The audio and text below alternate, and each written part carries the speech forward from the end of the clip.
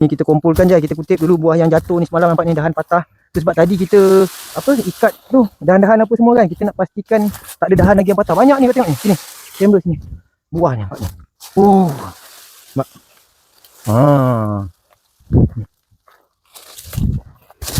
Ni nampak ni. Sayanglah. Inilah benda-benda yang orang ramai tak tahu kan. Risiko penyakit durian ni. Nampak durian sedap makan. Makan durian sedap, tapi inilah dia cerita di sebalik tabir pengusaha durian. Ini semua duit Okay, apa nak buat? Bukan rezeki kita kan. Buah banyak yang jatuh disebabkan dahan patah.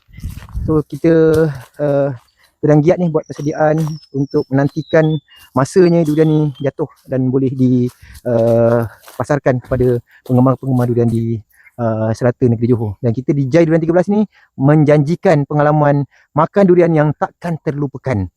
Jadi ingat durian, ingatlah Jai Durian 13.